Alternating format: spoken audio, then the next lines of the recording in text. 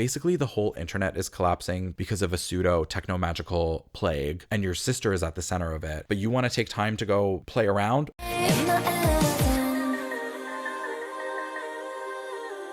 A harmless online chat with friends led to a chance encounter with a cyber stranger for one average teenager. Lured by a mysterious message from the stranger, the teenager logged onto cyberspace Eden.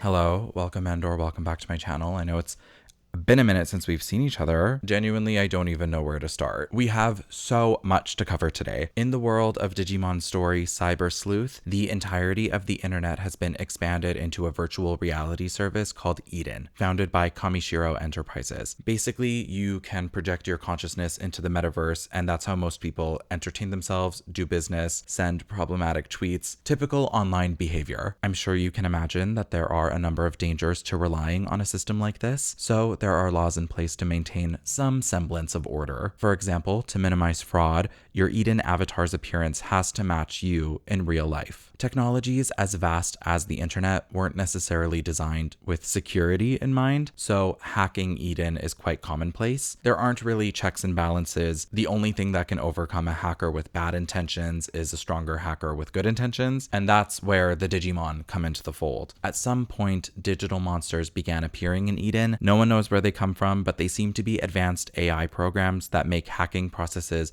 more efficient. A danger of being in cyberspace for too long, though, is that you can come down with Eden syndrome, where your brain gets stuck online and it can't reconnect with your physical body. This happens to Cyber Sleuth's protagonist, Aiba. They're the victim of a glitch that digitizes their whole body, but they can still exist in the real world. They work for the Kuremi detective agency, solving cases for Kyoko Kuremi, using their unique ability to hop into pretty much any technology and resolve the issue, which usually amounts to fighting the Digimon and or hacker causing the problem so that they'll leave. The general cadence of Cyber Sleuth is that you do like 6 cases that have nothing to do with the plot and take a substantial amount of time. Then you get some story progression, rinse and repeat for about 75 hours, and you're done. Now, you might be thinking, oh, Cyber Sleuth and Hacker's Memory are different games. Why is the preamble about Cyber Sleuth? I'm speaking under the assumption that you, dear viewer, thank you so much for being here, by the way, have no context for anything that I'm talking about. These games are a duology. They take place in the same universe and their stories run parallel to one another. Cyber Sleuth and Hacker's Memory are kind of a mouthful to say each time. We're going to refer to them as CS and HM. In CS, you play as a detective named Aiba who solves cases through hacking. In Hacker's Memory, you play as Keisuke Amasawa, a member of the hacking group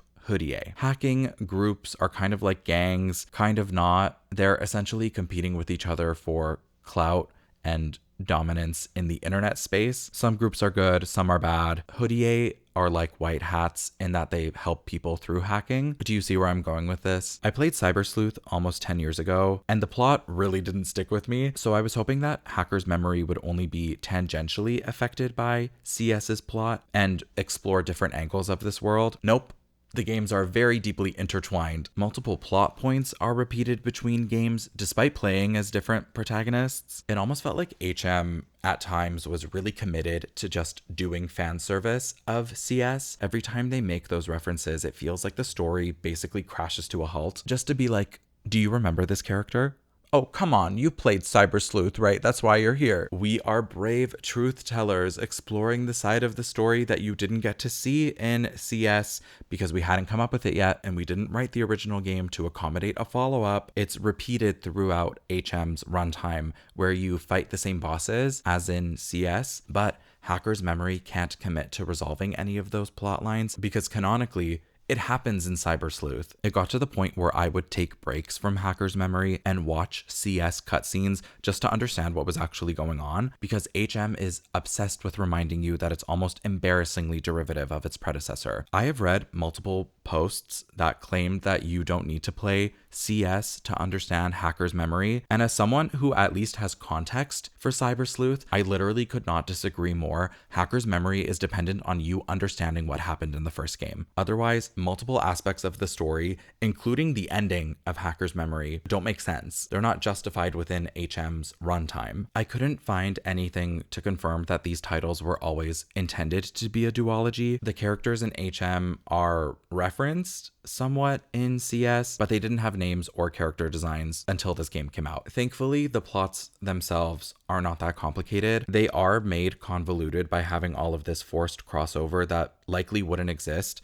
if Hacker's Memory didn't face some sort of budgetary constraint. I feel like that must be the primary reason that this game exists in this form. Most Digimon games with a Western release made in the past 10 years has suffered from a general lack of funding. That is not to disparage the talent, but I really do think that Bandai Namco gives the Digimon team some lunch money and a computer full of dust, and they pray that somehow this team will manage to draw water from the stones. I'd love to talk about Hacker's Memory separately because the game has incredibly breathtaking moments when it isn't being a Midquel, and I think a lot of its weaknesses are Cyber Sleuth's fault. They reuse almost everything. There's a small handful of plot essential environments and characters specific to Hacker's Memory, and of course there's new dialogue, but conveniently this means that almost every critique that I have for HM as a game also applies to CS, so it's kind of like a 2-for-1 video if you think about it. The biggest pro of HM is that they added almost 100 new Digimon, which the roster desperately needed. Cyber Sleuth was developed for the PS Vita, and it shows. Hang on, I need to go get my props. I love her.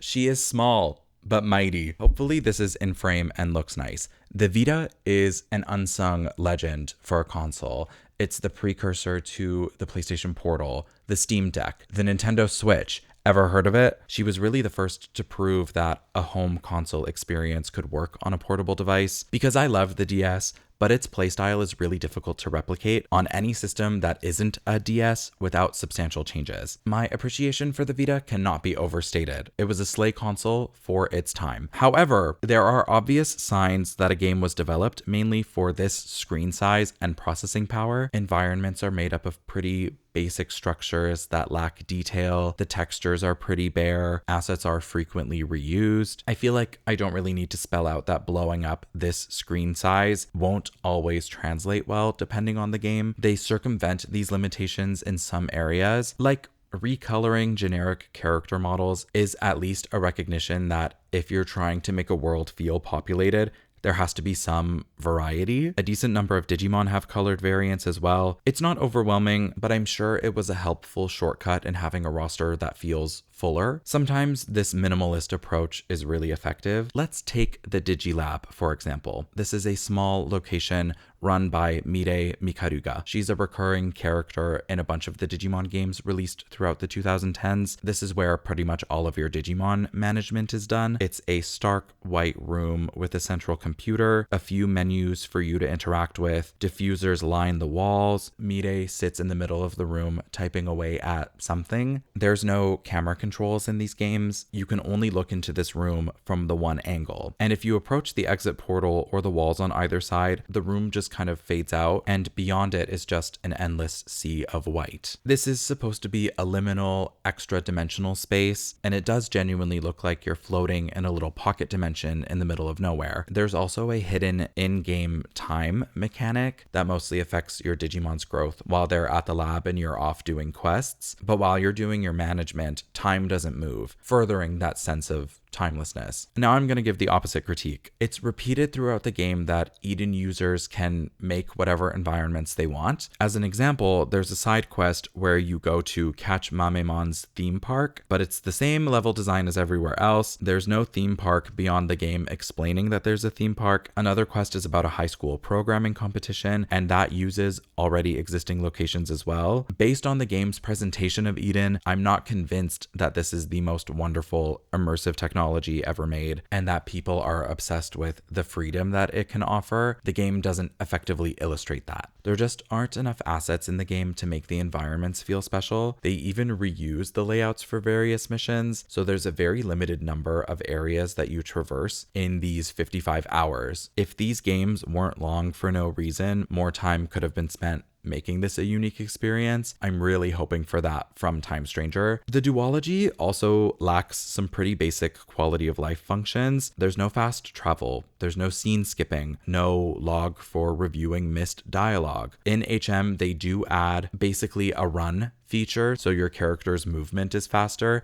That is nice. It speeds up the game a little bit, but these smaller things can build up to bigger grievances, especially when the game is a buggy mess. I don't think I've ever had a game crash on me this many times, the only exception being like 10 years ago when I didn't realize my PS3 was literally broken. 3 of these crashes happened after major plot beats, including boss fights and a ton of talking. The cutscenes in these games are so long. The characters do love to indulge in a yap session. It added at least an extra hour of game time in replaying these fights and mashing through dialogue that I'd seen already. At least the option to scene skip would have helped me make up for lost time more quickly. And it's even more egregious that 2 of my crashes happened on the save screen. Like I was gonna go save, and then the game was like, actually, I don't feel like loading that menu for you today. Sorry, Diva. I also would have appreciated an easy mode. Not that this game is particularly challenging, but the damage output on bosses can be really shitty, especially if you don't have type advantage. Digimon are split into a rock, paper, scissors triangle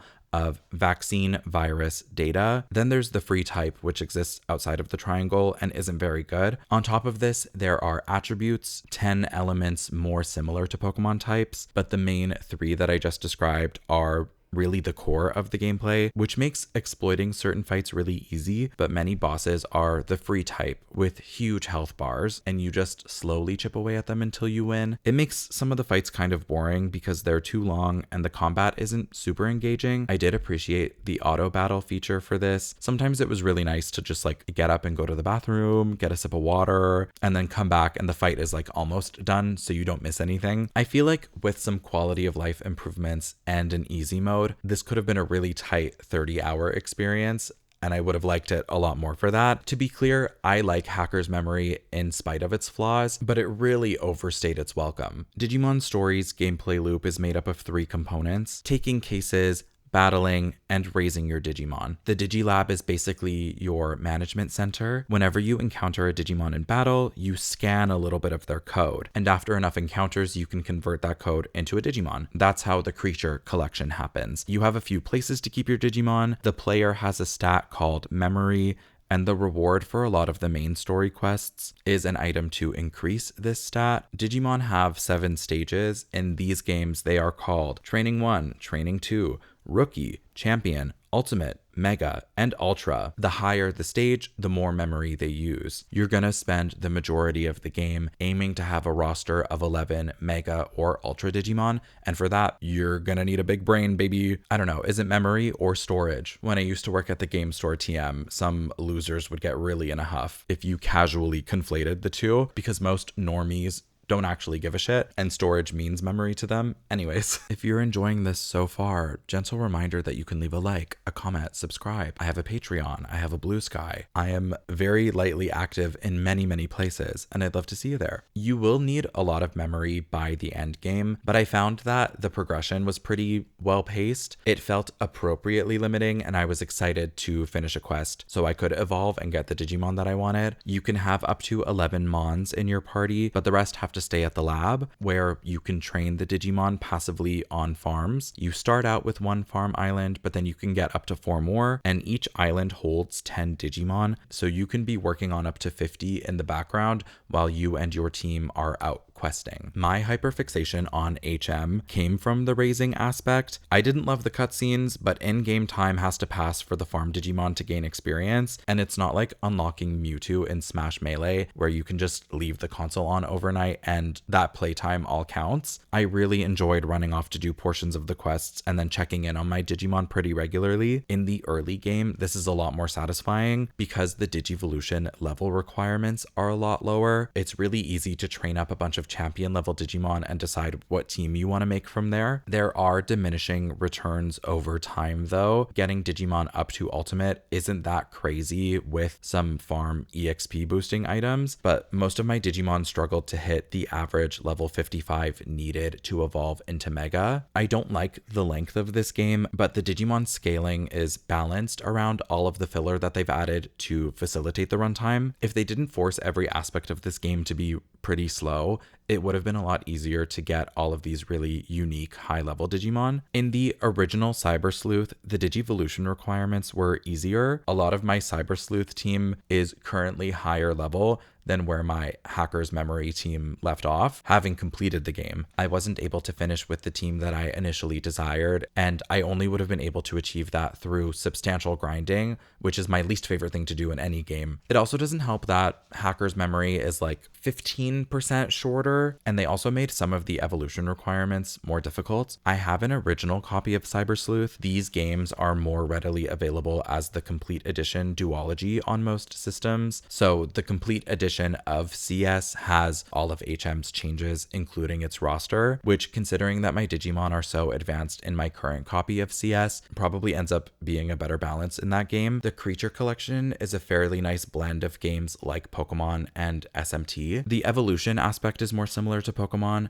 but the way that you can build up your roster and develop a unique moveset for each Digimon is more like SMT Persona. Each Digimon has a personal ability and a special attack with a unique animation. Some of the mega levels even have two. Then there's a pool of generic attack and support abilities that are shared amongst the Digimon. You're pretty much expected to explore a range of evolutions with your Mons as you go up and down the stages, acquiring new skills and increasing ABI, which I think is short for ability, but I couldn't find the actual name anywhere. It's almost a reflection of how often you're changing stages. You get almost double the ABI for de-digivolving, and the amount you get when you change stages increases depending on your level. Pretty much every Mega Digimon requires at least 20 ABI, which generally means you'll have to go down a level at least once if you want Megas within a reasonable time frame and are playing somewhat efficiently. You could theoretically get each of your Digimon to a really high level once and only evolve. It's easier to get a rookie to level 15 twice than it is to get a champion to level 80 and then an ultimate to level 80 so that you can hit that 20 ABI for the Mega. And that's if you only need 20. Some Digimon require 100 ABI, so this is really a project you can spend your whole game working on. It's just evolving and de-digivolving.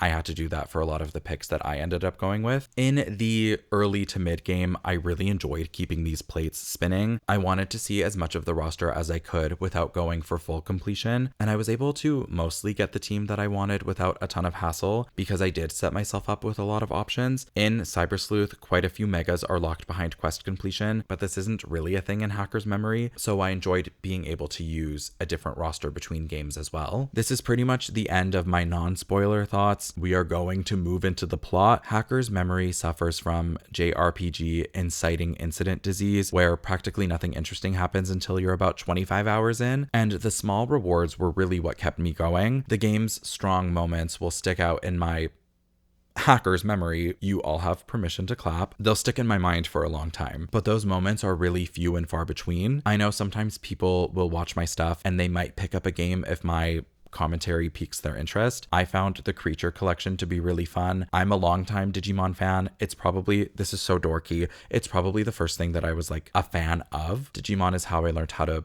pirate media, how to patch fan-made English translations onto games. Digimon is a franchise that I always orbit back to despite being underwhelmed by a lot of its products. Like, every Digimon has a unique attack animation. Some of them are exactly the same as in the 2000s anime. I can hear the English dub characters calling out their attacks. I have an attachment to this franchise that makes the shitty parts more tolerable. If you're interested and have a lot of time to kill, I would pick up the complete edition. By the time this video will come out, it's off of sale on Steam, but it was very recently on for 90% off, which is $6.50 Canadian. Do not buy it for any higher price than that. You should play Cyber Sleuth and then watch a Hacker's Memory cutscene movie. CS is independently consumable and it has a grander plot, so the circumstances are a bit more exciting. Hacker's Memory is about one really good character arc, but it's muddied by all of these distractions. Obviously, I'll be spoiling Hacker's Memory, but I will also have to broadly spoil Cyber Sleuth. I don't know the specifics of the game. game. I started watching a cutscene movie, but then I realized that to cover both of them in one video would take longer than I want to work on this project, and it gives you something to look forward to. This is actually where the spoiler part of the video starts. I feel like I've given you a lot to chew on. So far, I had a lot of thoughts about this game. Now we're going to get into the story. I am going to do the briefest overview of Cyber Sleuth. It is going to be so brief, yet so comprehensive that you guys are all going to clap. As is the case for most Digimon media, there is a human world where people live, you might be familiar, and there's a digital world where the Digimon live. Typically, the digital world is like a semi-magical occurrence that exists because of the onset of technology. For clarity, the digital world is not Eden. There is a secret third digital entity called Eaters.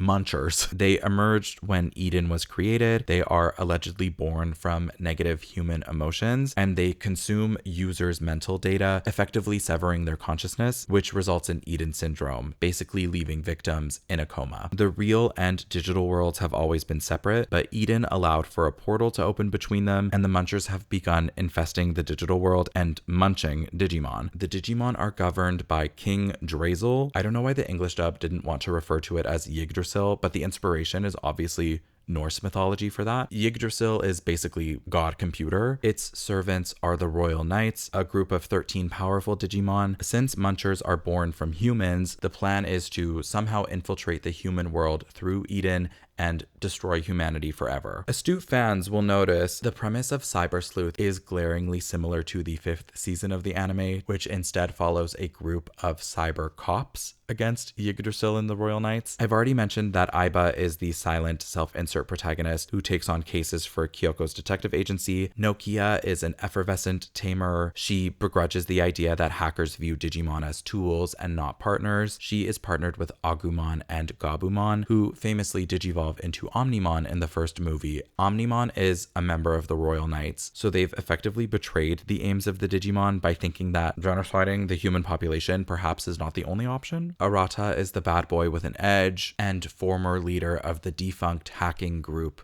Jude. Then we have the characters related to Kamishiro Enterprises. Yuko is the daughter of the founder. Rie Kishibe takes over as the CEO during the events of the game. She has nefarious intentions. The game refers to her as Kishibe. In my notes, I only referenced her as Rie, so sorry, there's a discrepancy there. Suedo is like Hojo from Final Fantasy VII. He's a mad scientist with his own ambitions, researching the Digi world and the Munchers. Yugo, not to be mistaken with Yuko, no relation, wink wink. Yugo and Faye are the leaders of hacker group Zaxxon, and Matayoshi and Date are members of the police force. For the most part, this group of characters is dealing with the Royal Knights' plot to destroy humanity, which is a pretty substantial plot. So you might be wondering what could happen in Hacker's memory. Well, they had to come up with something. When HM isn't being a watered down CS and copying plot points, it focuses on Hoodie, a hacking team made up of former Jude members Ryuji Mishima and Chitose Imai. They are joined by Ryuji's little sister Erika and eventually protagonist Keisuke. Keisuke's Eden account has been stolen, which is like the equivalent to a really severe identity theft. He may as well not use Eden anymore because the only people who use accounts like his current one are criminals.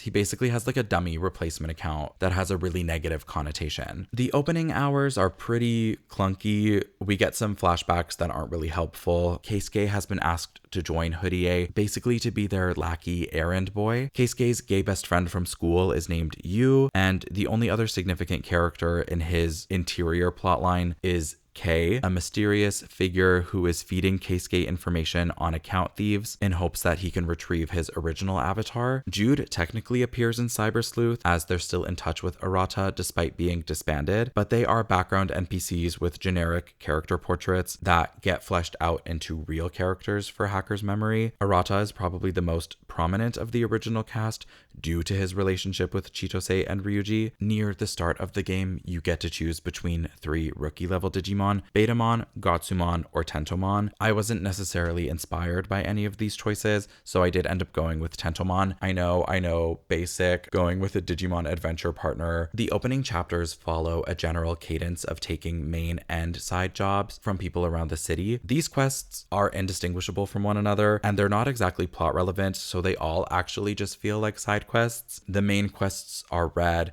and the side quests are yellow. Once you complete all of the red quests, that's when you get some storyline progression. For the first little while, Keisuke is getting leads from Kei to recover his account, while the Hoodie members get varying character development. Chitose is a classic JRPG best friend in that he's a girl-obsessed pretty boy, so there isn't really much to report on here. Erika and Ryuji are the center of this game. A few years earlier, Erika and their parents get into a devastating car accident, which only Erika survives, but she sustained a terminal brain injury. Ryuji becomes her caretaker and works with Kamishiro as they're the only ones who can provide her treatment. Since one's consciousness can get digitized, Erika's memories are uploaded to a unique server that she can access, kind of like cloud data, which alleviates a lot of the stress on her brain. Ryuji struggles with his sense of duty to his sister while still mourning the loss of their parents and preparing for his sister's eventual passing, to the point where he's fully in Kamishiro's pocket and they can pretty much strong arm him into doing whatever they want. This plotline, specifically in relation to Erika, is what makes this game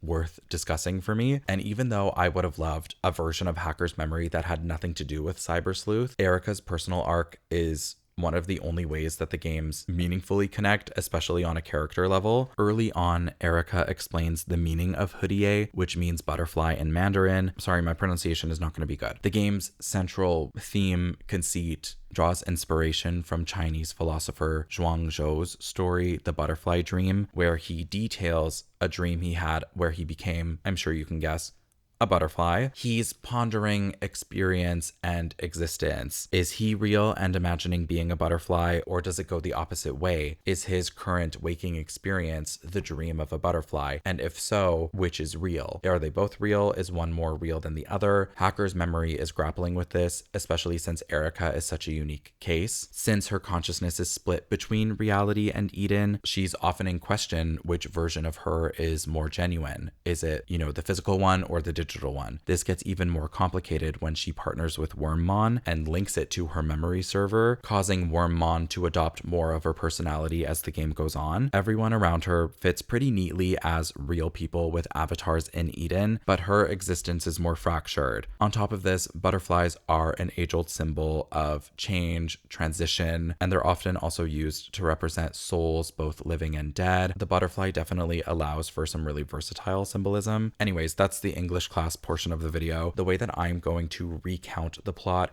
is not the exact order in which it happens in the game, but I've organized it in such a way that most of the plot relevant things are together. So Keisuke is looking for his account. At some point, he is asked to become a double agent for Zaxxon and the Demons, two big hacker groups. It's very sharks versus jets, but overall pretty unimportant. There is a quest where they have to retrieve data from Kamishiro's private Avalon server, and Keisuke uses Yuko's account with her permission to do that, which brings up some interesting trans questions for me. In a side quest, they do explore the idea of hacking avatars through a group of adults who play together as their child selves for the sake of nostalgia. And Jimmy Ken, the rock star leader of the Demons, is a clean-cut salaryman outside of Eden, but he pretty much gets into drag before logging in. They do get into the idea of changing bodies in the main plot as well, but the notion of an alternate universe where you can more accessibly and safely alter your appearance to live your truth is very compelling to me, and Keisuke becoming Yuko isn't really thought about beyond a quick sex joke in this forced feminization arc. I'm gonna quickly rattle off some other side quests that aren't necessarily giving plot, but had something interesting to say. A woman recreates a real aquarium in cyberspace because she's sad it's undergoing renovation. She also decides to bomb the whole thing, which I maybe could have done without. A group of students uses Eden to cheat by bullying a nerd into hacking their bodies to write a test for them. The nerd crashes out and gets them to kill each other IRL, but Ryuji has a hand-wavy explanation as to how he prevented this tragedy from actually happening. This gagged me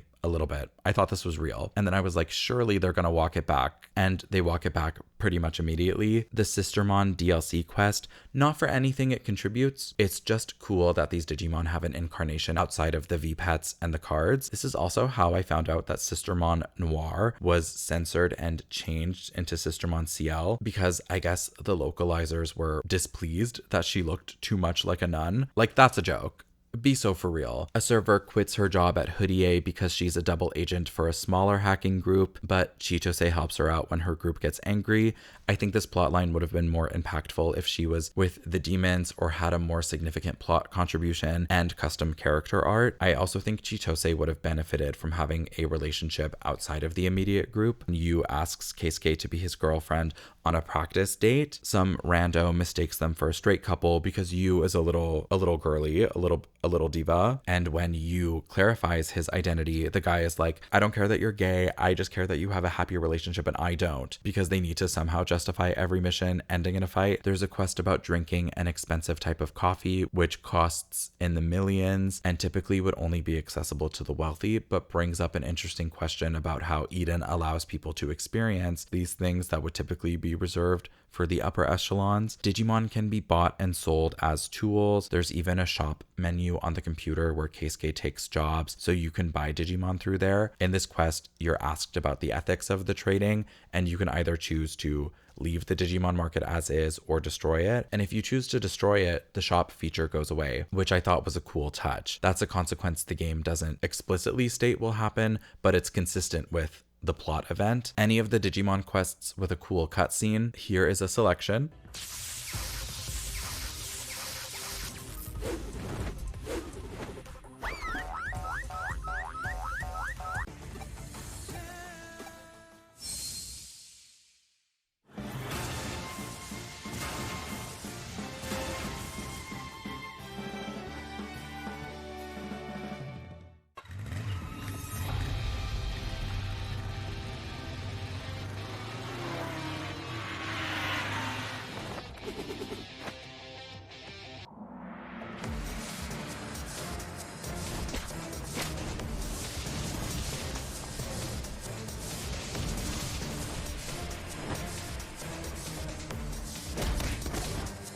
Anyways, Keisuke has some run-ins with Kei, his mysterious informant, which leads him to the server of Hosaka. Over time, it becomes clear that Kei might be bad. In a shocking twist, Mask for Mask Anon DL guys can be bad sometimes. When Keisuke finds Hosaka's server, Yu insists on coming with us. He's having an insecure best friend arc despite being a hacker. To be clear, for most of the game, I thought Yu was not a hacker. I thought he was separate from the whole Digimon thing, but he has a roster. The Yu arc did not resonate with me. He's basically upset that Keisuke prioritizes Hoodie over their friendship, despite the fact that Keisuke is dealing with being the victim of a literal crime. Like, I would hope my best friend would be more supportive. Yu is very insecure and annoying, so they go to Hosaka's server together, and apparently he used to have Keisuke's account, and right when he's about to give us the answer, Yu digi-kills him, which is very sus, very convenient. Erika suggests that Kei might be feeding Keisuke these leads so that he'll take out Kei's enemies, and that he's just being used. By this point, the player is also aware of a mysterious voice speaking to Yu, and typically an unnamed, faceless, guiding voice is a force of evil. So, shocker, Yu is evil. Your best friend, who has made very sporadic appearances throughout the game, is triggered by this feeling of abandonment, and a Digimon is able to take advantage of that. We need to take a detour to talk about Hole. Remember Rie Kishibe, president of Kamishiro? She's already evil because of capitalism, but what if it's deeper? It's assumed that she's taken over the company for nefarious purposes, but her goals are elusive. She's orchestrated this conflict between Zaxxon and the demons, who both want to get to Under Zero, which is like a cool looking .zip file folder with all of Eden's information. Whoever can hack it will be the best hacker in the land. Chitose has joined Nokia's Tamers because the game needs to give him something to do. Ryuji is here on behalf of Kamishiro. Faye, Yugo, and Arata are here. This is an event from Cyber Sleuth that the writers had to figure out how to integrate into Hacker's memory because Ryuji has to get to Under Zero. We'll get there in a second. This has all been a setup by Rie to launch a bunch of munchers so that she can take out all of the strongest hackers in one fell swoop. We do get the Omnimon evolution sequence here, so that's fun. The drama is that Chitose gets eaten, meaning he'll come down with Eden syndrome and is more or less dead. This sparks the beginning of Ryuji's villain arc because he's like, ugh, everyone around me is dead or dying. Erika has been in and out of the hospital throughout the game. She is not present for the great munch of Under Zero, but because of this, she vows to take revenge on Rie and wants to find a set of files. We were supposed to leak these files to the police in an earlier mission, but Ryuji deleted them instead because he's with Kamishiro. This ends up causing tension between him and Chitose. These documents would incriminate Rie, and Erika believes that there's a backup in the deepest part of Avalon. We get to Rie's secret digital office, and it's a really cute regal pink bedroom. We find out everything she's done was in service of taking over Eden because she's a Digimon. And not just any Mon, she's Crusadermon of the Royal Knights. Lord Nightmon if you're nasty. In my mind, she had a really cute magical girl transformation sequence, but I did make that up. It's not real. There's a fight, we get the files and leak them to the police, so they're waiting around the Kamishiro offices to arrest her, but she's hiding out on the roof. Keisuke and Erika go after her, and Rie gives this whole monologue about how her and Erika aren't all that different since Rie also stores her memory in Eden, and obviously since she's a Digimon, most of her personhood is also digitized. This is so 2000s, but they get into a cat fight, and honestly, I was really here for it.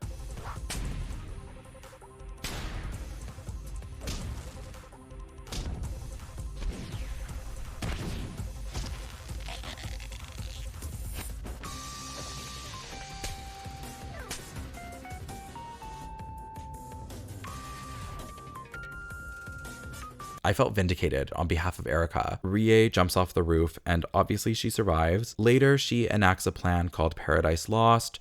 John Milton, ever heard of him? It's basically Wicked but for Lucifer. And maybe Rie is this game's Lucifer. She dares to ask, am I the drama? She has a plan to open a hole in the sky, long detour, I know, allowing Digimon to enter the human world. She achieves this. The cutscene in Cyber Sleuth is really cool, but they shorten it in Hacker's Memory for whatever reason. You don't see Crusadermon waging war against the humans. You don't see Examon, this enormous dragon, falling from the portal and destroying some really tall buildings. That all gets cut. In the background of Cyber Sleuth, Arata says he's going to cause a power outage to disrupt the link between worlds. Hacker's Memory expands on this, and Keisuke ends up causing the outage. Unfortunately for us, we will never see Rie again. Now that the worlds have merged, we can resolve the K plotline. Hacking is now possible in the human world since everything has become digitized. Keisuke and K have another standoff where K unmasks himself to reveal that he is actually Keisuke Amasawa. The player can choose their own name, so I'm curious if K is always K or if it changes based on the player's first initial. It's immediately clear that he's the identity thief because he really gets off on asking who's the real Keisuke, and now that the worlds have merged, he can assume Keisuke's identity in the real world as well. Eventually, Erika tracks down K's server, and surprise, surprise, your bestie who's been obsessed with you the whole game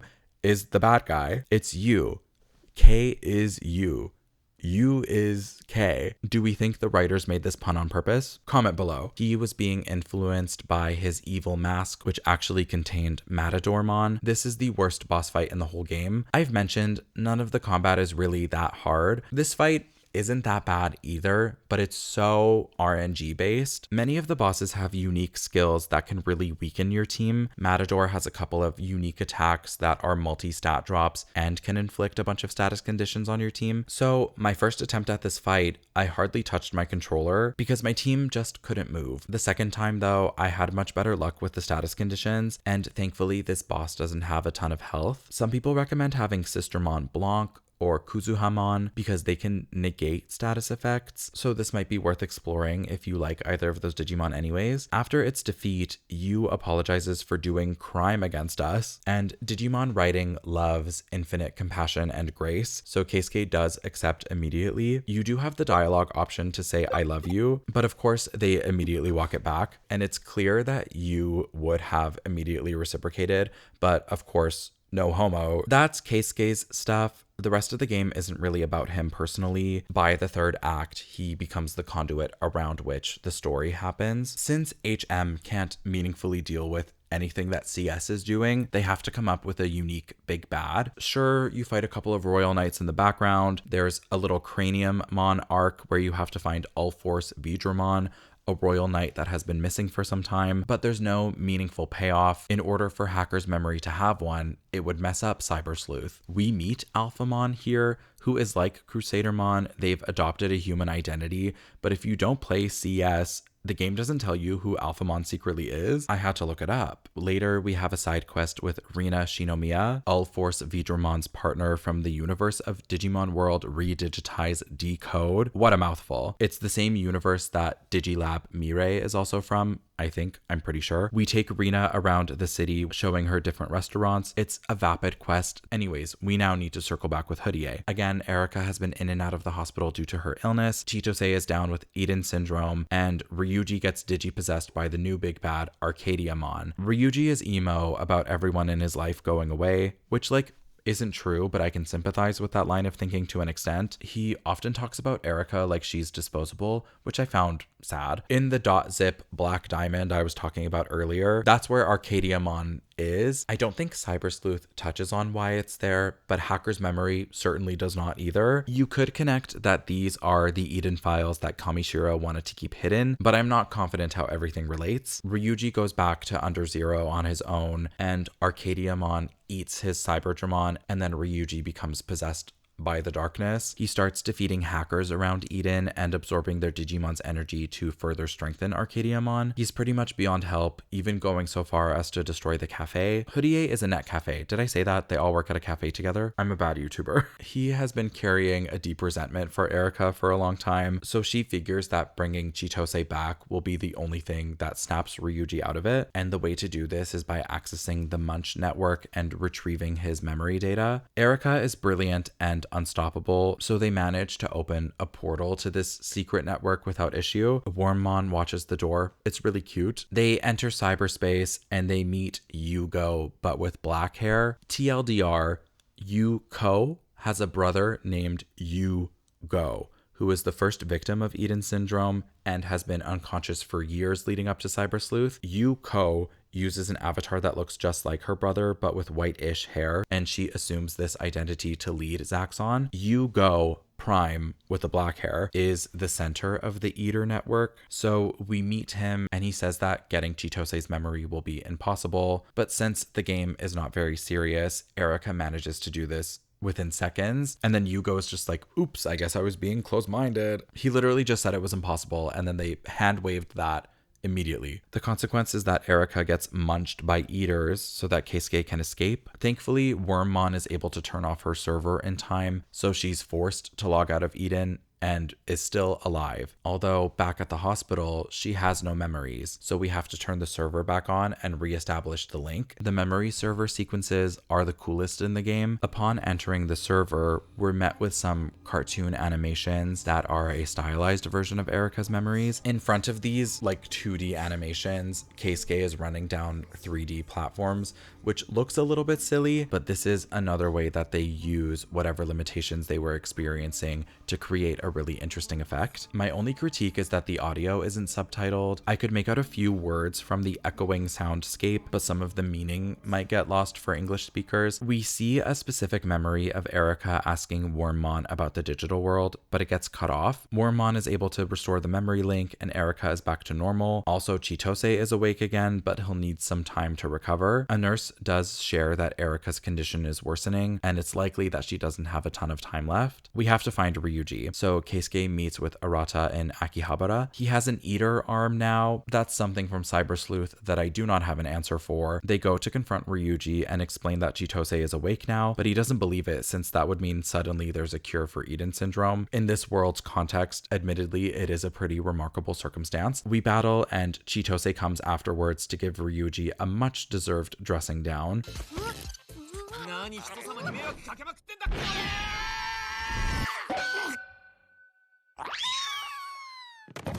Arcadiamon absorbs Ryuji and is hibernating in Odaiba Bay, which is where all the characters in Digimon Adventure live. We take a detour for Chitose's little training arc. He feels bad for being out of commission for like half of the game, so we fight his Ankylomon. Afterwards, Nokia comes to explain that she and the main cast have to go to the digital world and deal with the actual plot. So we fight Omnimon for fun. Throughout the game, you'll get texts from the cast, Digimon, and clients. And I thought it was very funny that Yuko, Arata, and Nokia all send texts to you at the exact same time, explaining why they won't be in the rest of the game. This was the most egregious of all of the crashes, since there's so much dialogue and 2 boss fights, so it was really annoying that I had to do all of this twice. After entering the Munch network, Erica has managed to create her own mini eaters to help track down Arcadiamon. We go fight it, and I thought this fight would be at least as difficult as Matadormon, but it's so straightforward, it's not even close. After the battle, Ryuji and his partner come out unscathed, but the Munchers turn on Erica and consume her in a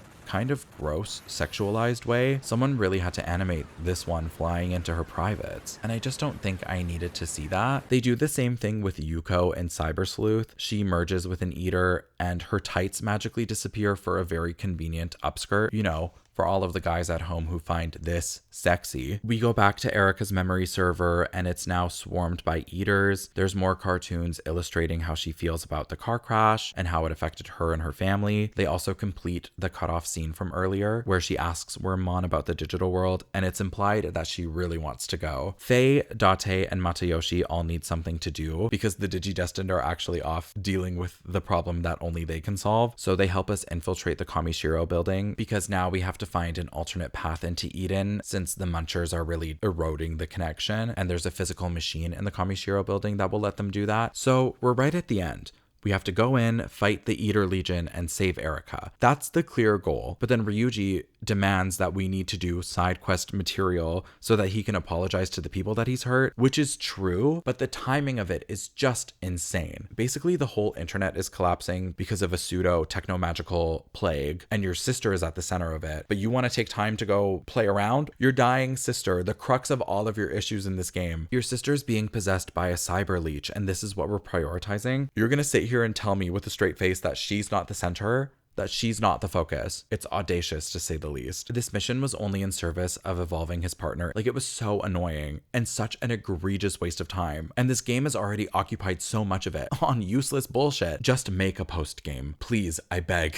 We make it back to Eden. By this point, I was so excited to be at the end of the game, for real this time, because the Arcadiamon stuff was pretty much irrelevant, and dealing with the eaters seems much more substantive. After working through a gauntlet of munchers, we make it back to Erica's memory server. Inside, we meet Erica's AI ghost. I'm not going to get into it that deeply. There's physical Erica, there's digital Erica, and there's Wormmon, and now technically there's Eater Legion. The AI ghost basically tells us to just give up, let the munchers win, but Wormmon is really upset by this, and they're like, I don't think that's what Erica would have wanted, and to be honest, I'm disappointed that you don't want to fight harder. There's a big, wide digital world that we can go to. Doesn't that excite you? And then Erica's like, but my brother would resent me going. And then Ryuji and Chitose are like, Diva, if you want to go to the digital world, we support you. That really convinces the AI. In a moment of triumph, Erica and Wormmon merge together to create something new, Hoodieamon, which was very effectively foreshadowed in their last stand against Rie. Erica is the butterfly dream, and she's metamorphosed her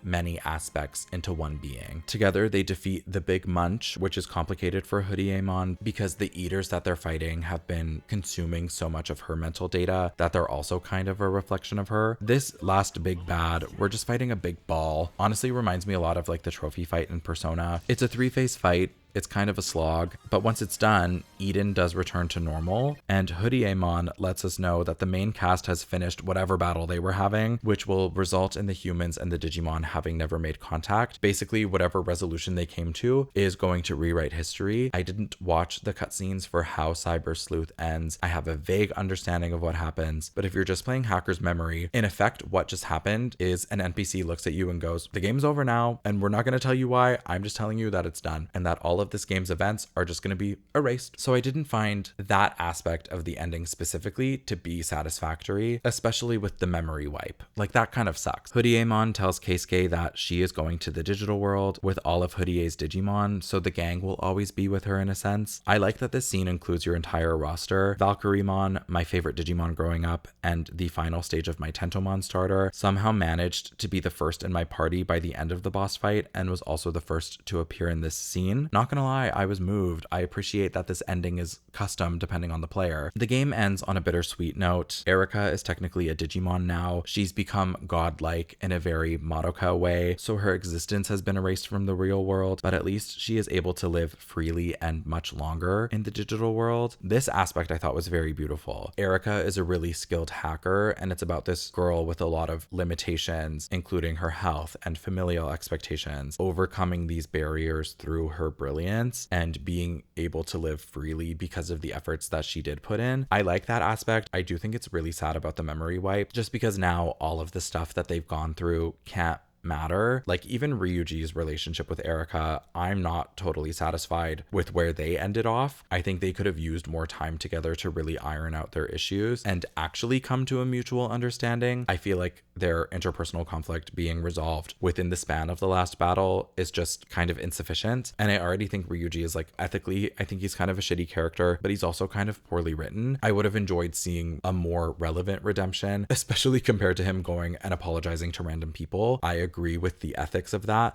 but this is a story. I needed to see more between him and Erika, and I think the memory wipe doesn't allow their relationship to develop any further. I hate to say that this game should copy Cyber Sleuth a little bit more, but I do think they needed a couple extra chapters where they go to the digital world with Hoodiemon. This game simultaneously feels really long and also cut short. I just think there was a lot more potential in this concept, but Digimon as a franchise does really struggle with nailing the execution, especially when it comes to story. So having played something really ambitious like Digimon Survive, it doesn't shock me that they weren't able to stick the landing here. In the epilogue, Yu has joined Hoodie, Ryuji is an only child, and a blue butterfly passes Keisuke as they're leaving the cafe. Keisuke runs to the closet that used to be Erika's office, and he sheds a tear as an unplugged monitor in the room shows the ending card, complete with Erika and all of Hoodie's Digimon, leaving it unclear if Keisuke actually remembers her or not. That's the game, divas. I hope my retelling made sense. I skipped a lot of stuff, but the game is, like, packed to the brim with filler. I couldn't talk about all of it without this being incredibly boring. Erika's plotline was by far the most engaging. She's the reason for the video. Hacker's Memory has a couple of shining moments, but everything else was either benign or annoying to get through. I really would have appreciated the highlights of Hacker's Memory as a standalone story. It just gets so convoluted because it's attached to Cyber Sleuth. Alternatively, it would have been nice if Cyber Sleuth and Hacker's Memory were blended into one game with only plot relevant stuff and some side quests featuring various Digimon. I'll get into it more on the second channel, but I do hope Time Stranger is more focused in its execution. I dogged on this game a lot, but I was only inspired to do so because parts of it are so good, and I would have loved some more consistency in the storytelling across its runtime. I also think the game's theme of the butterfly dream could have been more consistently applied across characters. It sees the strongest demonstration through Erika, and then the next most successful application is through you trying to become Keisuke, right? Like, both of these characters are dealing with a question of reality and how the material being that you inhabit and have experiences through is the real version of the self. Erika uniquely explores that by having her consciousness in multiple places, but like Chitose was in the Eater network. How come he doesn't have an equivalent connection to the Eaters that Erika does because she was also in it? And Ryuji basically gets possessed by an evil Digimon. It would have been nice for him to have some reflection on that experience. If Digimon are supposed to be the butterfly equivalent, does that mean technically he became the dream of Arcadiamon because Arcadiamon was able to control him? Do you know what I'm getting at? Like, I think there's untapped potential to this idea, and because this is not a standalone product, it's attached to Cyber Sleuth, they're not really able to get at that effectively. The last thing I want to talk about are my 11 chosen Digimon, just as a quick wrap up. Incidentally, I mostly wanted Royal Knights and Demon Lords lords, all of which are hard to get because you need a really high ABI. With 11 slots, you can comfortably have at least one of each attribute and then a few of each type. For the data types, I had Rosemon Burst Mode because I'm gay and she's fierce. She's one of few Digimon whose special move does piercing damage, basically meaning it ignores enemy stats, so this was a huge asset. Dianamon is one of the few Olympus 12 available, and these Digimon are going to be the focus of Time Stranger, so I'm excited for that. Again, I'm gay and Gankumon looks like this. Lastly, I chose Jessamon because it's cool and it has unique lore with Gankumon and Bancholeomon, a vaccine type that I only chose because I needed an earth attribute. For the other vaccines, I had Mastemon, a newer fusion of Angemon and Lady Devimon, who hasn't made many appearances outside of the video games. Their special move does 25% of the opponent's current HP and damage, which is really useful for taking down spongy bosses with huge health. Then I had Slayerdramon, incidentally another really popular Digimon in this game. Its special move also does piercing damage. For my viruses, I had Black Metal Garurumon because it's electric, that's the only reason. Then I chose Gallantmon and Beelzemon in hopes that I would get both of their unique mode changes, but the game is too short to achieve that without grinding. It's hard enough getting an ABI to 80, which you need for Gallantmon Crimson mode, but for Beelzemon Blast mode, you need 100. And they also need to make it to level 80, and my Slayerdramon, which was like the staple of my team that I had for the whole game, and I did the least amount of stage changes with, I don't even think it hit level 80. I think it hit the high 70s. So I think achieving these ultra level Digimon would have been challenging, not even considering that they need additional stat training at the farm. Lastly, Valkyremon, non-binary diva. Gender in Digimon is pretty nebulous, but I say that specifically because Valkyremon was pretty much invented to be the mega evolution to Sylphimon, a fusion of Mask Aquilamon and Femme Gatomon from season 2 of the anime. My username is a misspelling of Sylphie, even though Valkyremon is my favorite. I guess I just preferred the way Sylphie sounded when I came up with my username at like 10 years old. I should have known I was also NB from a young age. The signs have always been there. So you're fluid. Anyways, enough of my lore. From a game perspective, I would have loved to use Valkyremon more, but it's a free type, so it has no advantage in the weapon triangle, nor does it stand out in a meaningful way, which made me kind of sad. But I was happy to have it along for the ride. I know this is an old, unpopular game, so if you've made it this far, I appreciate you sticking around for my musings. I hope it made sense. I feel like because the duology runs parallel, it becomes more complicated to talk about without reaching in a lot of different places. Have you played a Digimon game ever? Have you seen the show? I know based on the poll that I submitted, a lot of my audience has not. Would you be interested in me recapping other Digimon games? I do want to play some of the Digimon World games. Digimon Story functions a little bit more like a traditional RPG, and Digimon World is more like a Tamagotchi. Digimon was originally conceptualized as Tamagotchi for boys, and the World games follow that. So your Digimon evolve, but then at a certain point they just die and you have to restart from scratch. It creates for a really unique gameplay loop. What's your favorite Digimon? Are you excited to play Digimon Time Stranger? I know I talked a lot of shit about Hacker's Memory, but I am going to be buying it at launch. If you're interested, on my second channel, I'm going to share my hopes for Time Stranger. If by the end of this video, you've decided you want even more of me, what video game should I cover next? I've already released a soft list of videos that I'm working on, but I'm always open to suggestion, and my mind changes very easily depending on where I find inspiration. エデンでは飽き足らず東京中で暴れ回るとか何考えてんだこのタコ。いくらハッカーが不法者だからって限度ってもんがあるでしょうがボケ。しかもお得意様のザクソンの幹部ボコボコにしやがって。俺たちこれからどうやって風景切り盛りしていくつもりだっつうの。ハッカーっつったって一応客商売なんですけど分かってますかそこんとこ。そんなんだからお前ネットカフェの経営だって俺が何度もフォローする羽目になるんでしょうが。そうだよ、しかも店だよ店。全開ってお前シャレになんねえだろうが。修繕費いくらっすと思ってんだ。デジモンによる再開って何歳。保険屋さんにどうやって納得してもらえばいいんだっつうの。急によって俺の大好きなバイトちゃんの働き口まで奪いやがって。東京のど真ん中でデジモン出してんじゃねえよバーッ。